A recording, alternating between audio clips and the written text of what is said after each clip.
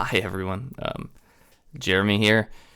This show about a prototype ETL pipeline that I made during the summer at the end of my first year, starting my second.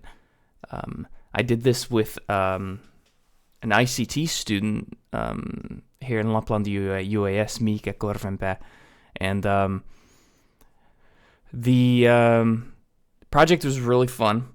And it was pretty early in my career. There's lots of technologies that I really kind of didn't know existed that could have made it a little bit easier. And I'm in the process of transferring them to those technologies so that make it a bit nicer for the future.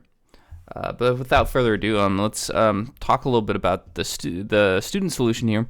We have what I did was, I'll show a little picture here. Let's paint a picture. Is that, let's say we have like a house here, right? And, every house, they have electricity. And that electricity has to be measured by a meter, right? So everybody knows that you pay for however much electricity you use. So if it's, for example, like 2 kilowatts an hour, then you're going to have to pay for that. And the service provider for that electricity will in turn ask you for that bill. But what I'm a lot more focused about is my problem that PSET gave me. These are the clients, the service provider, or an intermediary, really. And they asked us this: could you make us an ETL pipeline that does that fixes this stuff? What if you get multiple zeros in a row? Or so if you have 0 kilowatt hours over and over again, at least there's some sort of auxiliary power happening here, right? But what about what about this? What about negative 10 kilowatt hours? That's also a problem because especially if you don't have any solar generation or any way to generate power for the service provider, that's really weird. And that shouldn't be happening. Or what about 1,000 kilowatt hours? This is also quite impossible for most. In industrial cases, that's possible. But typically, the highest standard Finnish home, like a fuse can take, is about 27.6 for a AA 2 times 2.75 amp fuse. So what we were given is the task of how do you fix this? And we want this, and we want to estimate it so that it looks like real data, and that it's an accurate estimate. And we'll get into that in a little bit. So these will look into the past. These estimations will look into the past, and they will make estimations based on that past for that same, say, for example, this was a Wednesday, then it'll look into last Wednesday and the last Wednesday before and trying to make a good guess there. I'm trying to keep this kind of brief to make this nice and easy. So, so that's what this is all about.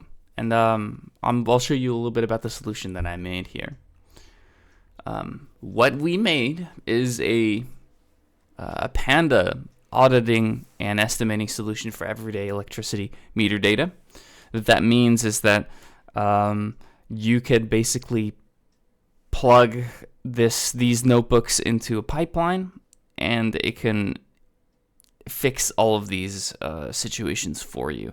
And we verified that this works. This follows, some principles of production and some principles of electricity metering that was given to us. And these were this is the book you need to adhere to, right, in order to make everything work. And that's what's so important. Sometimes they just give you these huge booklets for a task and just tell you like, okay, you better read this and you better follow these to make sure we're applying these principles. And it definitely, we were definitely able to do that. So I was able to fix a lot of these situations, all of them. So for the scope, they gave us some documentation. I can't show you the documentation, and I can't show you the complete data either. Both of those are classified. I'm not allowed to give you those. But the finished metering principles here in the bottom, that's actually open source. Everybody can use that. But that's what I used. So let's show you just the basic flowchart. There is a bigger flowchart, and we'll show you that later. But I wanted to just show you this, so you just get a basic idea about what's going on. Because at the end of the day, I'm just a second year student at this point, so the solution was quite easy. The input and outputs were just simply a local machine. Could be a PC, could be a local, any kind of local machine. As a matter of fact, the output also gets sent to a repository. That doesn't get shown here for simplification. But yeah, you just tell your machine to run the series of notebooks that run on Python, Panda, NumPy, and Matplotlib. You just press one button. You don't run many notebooks. And the data doesn't get stored here. It just simply goes right back out to your local machine. And while it's doing that, it also sends it to SharePoint. And SharePoint is the school's local IT umbrella for Teams data, and also just for general data. So it's a very safe place. It has two-factor. It's under the IT umbrella. We made sure that was pretty safe. And then while it's doing each one of these fixing steps in this pipeline, it goes to the dashboard and updates dashboard information, which I'll show you in a little bit. All right, so here was the basic approach. The basic approach is that we make we make a audit file that says like, okay, is there multiple zeros? Is there negative numbers? And so on and so forth. And it'll look at each row. And if we see that there is, multiple zeros being detected, say we're seeing like 7 zeros in a row, and at row 1, we're seeing the 7th zero in a row, and that's really suspicious, right? And that needs to be estimated, then we'll simplify this to just yes. Right, yeah, so, and what about if say, row 3 is negative, then it'll say yes here. Now imagine there are multiple checks. So instead of just this little thing, it has a bunch of checks, like whether or not the statuses are correct. What if if it actually follows on a holiday, because that needs to get estimated differently. What if it's oversized, and so on and so forth. So say like row 4, this particular meter row. This meter was recorded, say, at like 4 p.m., right? And at 4 p.m., we noticed that there was 100 kilowatt hours here. So that means, yes, this was oversized, right? Because it's impossible to get it that high in an hour with a normal standard fuse. Something happened here that made this do this. So when we are doing this, we're creating this checking system, this auditing file where everybody can look at this and be like, okay, this is what my code did. That way, there is no dispute about what needs to be fixed, what can be optimized, and what can be done in the future. I wanted to make this as scalable as possible with the limited amount of technology knowledge I have. So it was very important for me to make sure that everybody is on the same page to see what I'm doing. So these are the deliverables. I made a 22-page documentation booklet about what I created. Of course, we made the pipeline. And it was heavily optimized using some vectorization tools. This pipeline was generally created only for about 4 gigabytes or so, however much memory it is that the machine has. So in my case, it would run 16 gigabytes, but in for example, a cloud environment, it's just limited by the amount of RAM you have essentially. That's just the way pandas work. It doesn't use clustering in any way.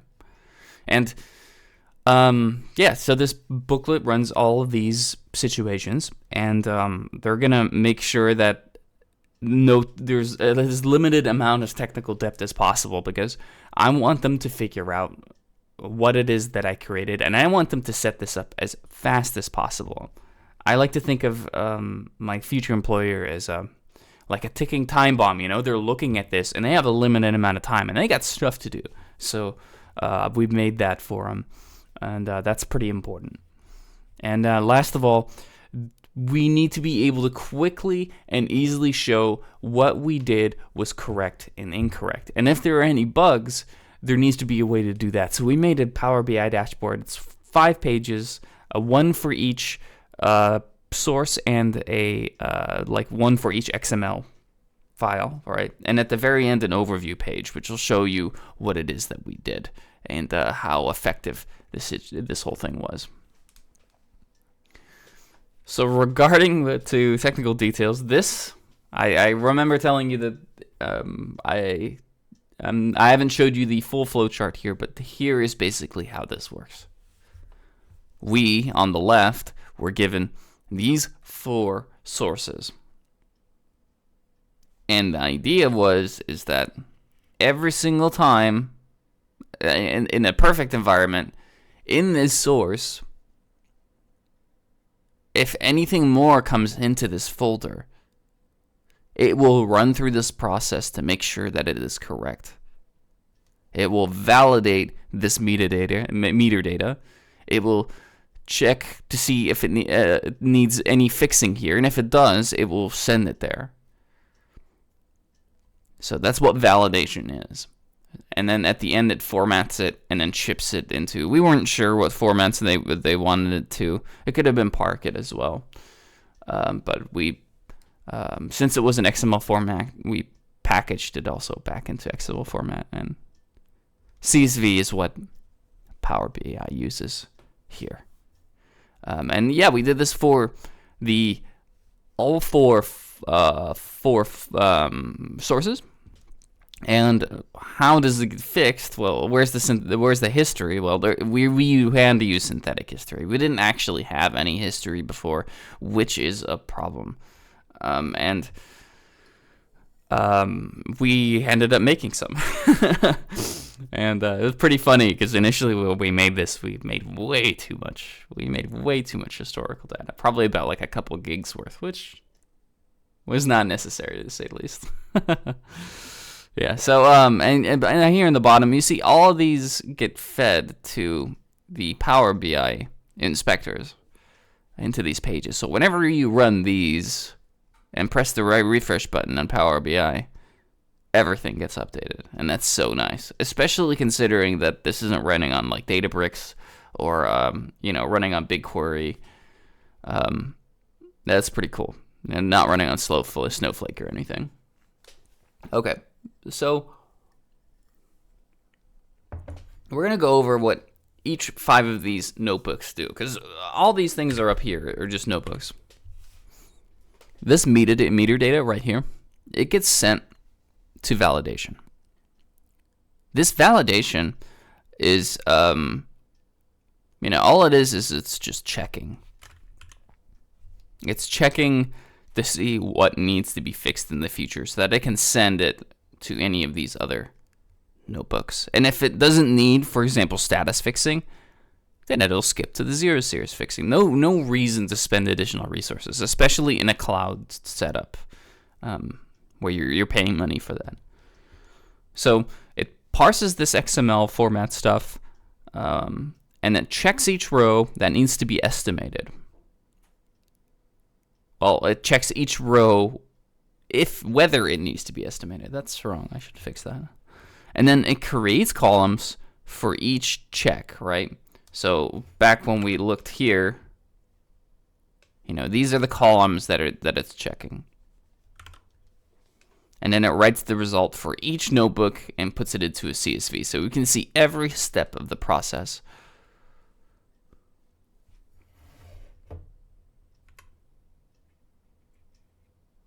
All right, so status fixing. So there are statuses in that get sent to certain technology. So those certain files that we were given, and in these situations, there are certain statuses that give numbers. That means that that it's void. It needs to get thrown out and it needs to get evaluated. Because if not, it's just incorrect. Sorry to say. We made sure that certain statuses just need to get thrown out immediately. And it was really easy. Say, for example, our client felt like there needs to be more statuses here, and there needs to be more nuance. They could just add that pretty easily. That's just a simple line of code. Or just adding to a list, really. For 0 series fixing, this was pretty interesting, actually.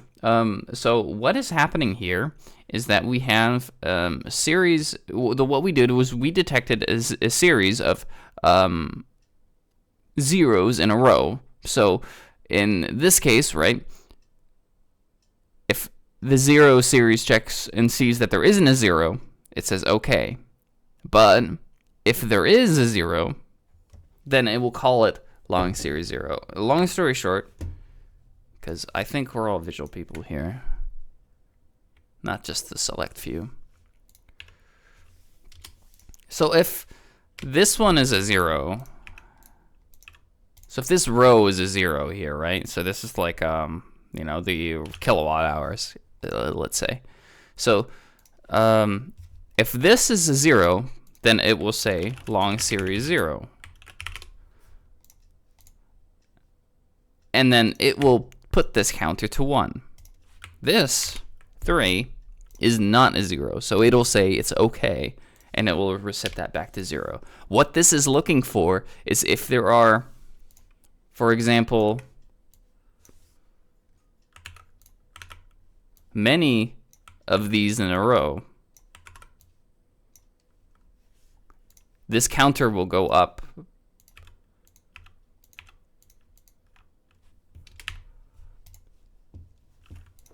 And it will look if there's 7 or more in a row. If there are 7 or more in a row, it's a problem, and it will start estimating this. So this is what's happening here.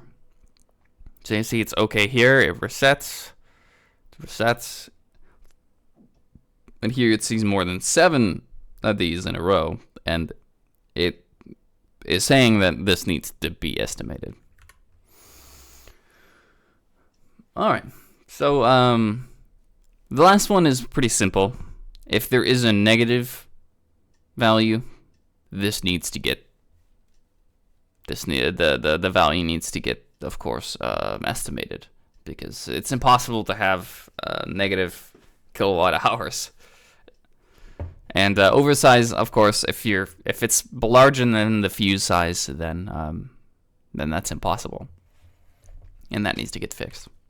So at the end, it formats it back into XML and CSV, and then it's all done, right? Now, what we'll do here is we will take a look at some of the code, just to show you kind of how easy it is to run it. So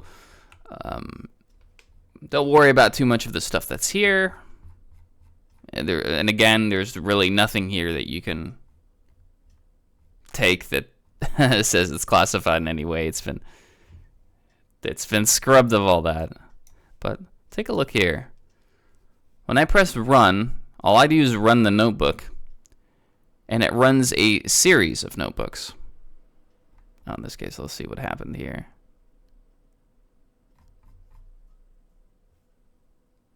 Oh, that's interesting. Okay, it's not running the line count. That's fine. I can just run another one. That's an easy fix. Yeah, sorry, I'm still working on some of the nuance here. I wanted to work in a Databricks environment, so I'm in the process of switching that over, just to see what it's like to run this in a Databricks environment, having it into an incremental data situation, which is always fun, trying to fix that all up. So yeah, so what this did is it read all the statuses. Okay, it notices there's some status problems.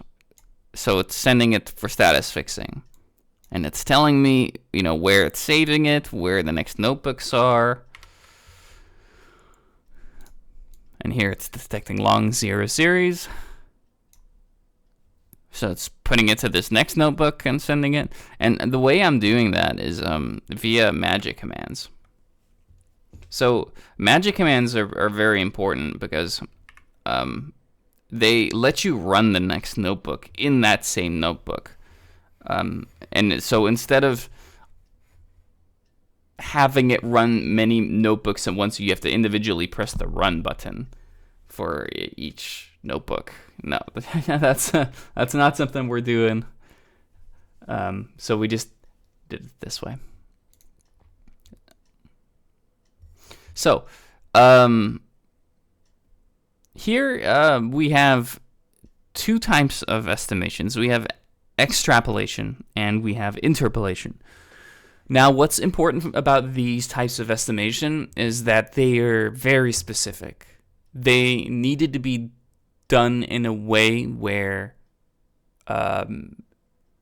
it's specified exactly how to do this, and it's done by the Finnish metering principles. They're the ones who basically say that this is how this needs to be done, and don't deviate from this. So there's two ways. One is extrapolation, and the other one is interpolation. And extrapolation basically takes, if this is, say, for example, this row is faulty here, then what will happen is it will look into, say, you see this is Wednesday, right? It'll look back into the previous Wednesday, and it will consider that, and the previous Wednesday, and consider that as well. It'll keep looking back until it has 3 values, and then it takes the average of those 3 values. This one is quite simple, and this isn't typically the norm, because the norm is actually interpolation. It's a bit more accurate, and long story short, it does the same thing. But instead, it uses the ratio of the total missing energy of the time period. So if we know the amount of total energy that we were missing, and I want to just show what that means, because those are just words. So if we see this is the energy running up slowly, and then it stops, right? And then all of a sudden, it keeps going like this, right? The meter is it knows the accumulated amount of energy used. So that gap, you can look just between these two gaps and then see oh, okay, that was the amount of total missing energy being used. And that's really nice if you have a cumulative total here. So that is the amount of, so if you see something like this in the energy data, you know for a fact that you can interpolate the missing values and get a more accurate estimation, which was what was required of the Finnish energy principles. So in short, interpolation uses the missing consumption and then takes the previous weekly total. So here, the total missing energy was 6 kilowatts. And here, when it looks at that same area, it notices that the weekly total consumption is 5 here. Here it's 7, and here it's 4 for that's those same time frames. And it takes these and creates a ratio. And then uses the ratio instead of the average. So over here, notice we use 3, right? We just use the average. Here we use that ratio instead, which is far more accurate, considering how little work you do for it. Now, for estimating holidays for the Finnish metering principles is pretty self-explanatory. It gives you this big table of holidays, and it tells you what reference day you need to treat that holiday for. For example, if you are on a Wednesday and it's a midsummer day, you are not looking back and looking for Wednesday. You are going through this table, looking at the table and saying, okay, midsummer day is today. That's supposed to be treated like a Sunday. And you will look back at the historical data for Sunday instead. And that's important, because if you're not doing it this way, you're not adhering to Finnish metering principles. And the other way goes around too. If you are taking a holiday to estimate a normal everyday working Tuesday, that's a problem, and it will skip that. It will skip that day to make sure that it is fair, because if we are estimating based on a holiday, that will make the service provider for the electricity pretty happy, but it will not make you happy, and that's important. We need to make sure that it skips these values and that it's taking just normal, regular old days, right? And it checks for some other stuff too, to skip these values. Say, for example, God forbid, who knows, but it could be possible, then through our checks that it's going to give you an oversized value here in this estimation. So it needs to check whether or not the quality of the data is okay that it's estimating with as well, just to be sure that the estimation is being done fairly. So a lot of checks are being done here. So I've shown you just a little bit about what it is and how the solution works, but I haven't shown you the dashboard yet. So I'm gonna go and do that now. Whoops.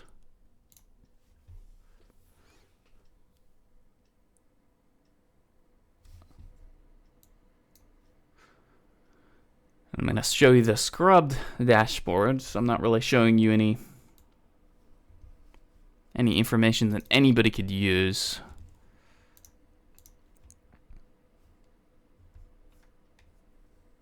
All right, so the way this works is that from here to the left, it shows before the pipeline was ran. And at the end, it'll show, okay, well, after this is after status fixing, this is what it looks like now. After it fixes all the zeros in a row, this is what it looks like now. And up here are all the customers. Now, obviously, we've had to put these as numbers. We don't want to put customers up here. And these titles here are the types of data formats that it's being run into. So in other words, you can run this into a pipeline, and anything that follows this format with that particular XML format, it will be able to run all this. and it runs it quite well. It's been heavily optimized. So here, we see here that, I don't know if you can read that, but you see here 58,000 with the cumulative total here for the kilowatt hours. And then all of a sudden it goes to 0. What happened? I don't know, but we can look at this data and figure it out. We can see that after status fixing, it fixed this. So in other words, there was some sort of a bad status situation, and it ended up being fixed because it had some sort of avoided status. And look at what happened instead. It ended up creating a fairly natural estimate as well. Let's see. This is 730. So let's look at 730. This is the 730 right here. So that looks quite normal. That's because it's going back into the history. In our case, synthetic history, but it seems accurate enough. And it didn't look like there was anything else that was being fixed here as well. And we can look at any data. Like right here is pretty interesting. Here we see absolutely nothing happening. And it looks like it's just a flat plateau. And after 0 series fixing, after we're seeing so many 0 series in a row, and mind you, that it is possible to have many zeros in a row. Say for the breaker is done, right? Say the breaker is off. It checks for this. So if the breaker is off, it'll automatically see this in status fixing and tell it that it's okay, so that it doesn't fix this and estimate it and send you the bill. So as you can see, it's doing a rather upslope thing because something happened. Maybe it's an internet connection issue or some sort. And it'd be really fascinating to figure that out. Most of this data is just normal. Oh, that one's weird. This person seems to have a very regular pattern for how they use their electricity. Yeah, and this is for, multiple types of data. So this one's not cumulative, so that makes things harder, right? So we had to manually make some sort of a cumulative data in order to make sure that there is long series 0. And sometimes we didn't have data, so this is just like for one person, right? So all of a sudden here, there was a drop, and the meter just reset for some reason, just maybe some sort of a factory reset situation. I don't know, but that didn't mean that we're gonna bill the service provider with 3,406 units worth of energy when that drop happened. No, of course they still used energy, so this needed to be fixed. And hopefully, the electrician is going to get called here, because that's a problem. And sometimes we didn't have much data at all, and that is an issue. So, sometimes with this situation, there was kind of incomplete data, and but we thought that we should still show it at the end of the day. And here is the overview page. Miika made this. Miika is he made some really good calls with this, because now we can see with the dashboard whether or not the pipeline is working. And I imagine in a future production, if I would rather this use some more technologies along with it, but say this does get used for production, we're able to see where it went. So like we see it before, and what's it look like after. Here we see that everything that was supposed to be estimated here on the left was definitely estimated and set up on the right. And that's important, because now we at least know that we tried to estimate everything. And what we did to check these estimations is we hand calculated, at least a good 50 to 100 of these problematic rows, and we made sure that was correct. But the after estimation is definitely looking really sharp. All the rows that needed to be estimated were in fact estimated. Here you can see 6.33% of the data that we received was problematic and needed to be estimated. That's typically because they sent us intentionally bad data. That way we can cover each contingency. But yeah, that's pretty much all I have. Of course, we had some situations where we needed to run synthetic data. We did a lot of data analysis, and we did a lot of documentation to make sure that, for the experts in the field, that they're quickly able to figure out what's going on. I learned a lot about this particular project because initially we thought we were going in the right direction, but now we're looking at it at the end. We think that maybe a cloud setup or situation like using Azure Databricks or BigQuery with BigQuery and using maybe these types of technologies, using those and then having Databricks workflows run the background and run the automated tasks each day at a specific time, that sort of stuff, running in that environment would have been much better and much more scalable. Because we now have this situation where, and I'm not I'm not advertising myself of whether I'm not doing a good job right now. So right now it looks like I'm criticizing myself, but it's important for learning for anybody who does what I'm doing right now. So right now, pandas can only take a little bit of data, like 4 gigs. Let's say. PySpark, which runs off of the Databricks workflows, they can run a lot more than that. A lot more than that. I probably think maybe terabytes. So if we get 15 gigabytes of data, then we can't use pandas anymore because that's just not the amount of RAM that it can run.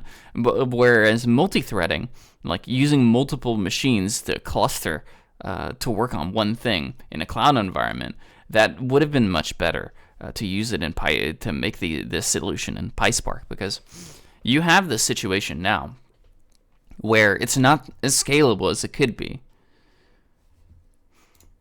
And in addition to this, running this in Databricks would have been much better because I'm about 80 to 90% sure that our client also ran on Databricks. They didn't tell us. They knew that we were very new to the data engineering scene. So they didn't want to mess with us and make things more difficult than it needed to be. So, but yes, it probably should have been ran on Databricks. And when we run it in Databricks, then we can easily import all these notebooks to them, and they can run these as automated tasks. That way they can actually implement this in their production. So these are some things that I learned. And then the next project I'm going to do that is going to involve data engineering. I know there's a lot of machine learning going on. I'll be running Azure Databricks for little projects until I get the hang of it. So yeah, that's pretty much all I wanted to say. Thank you very much. I know it was a long recording, but thanks for sticking with me.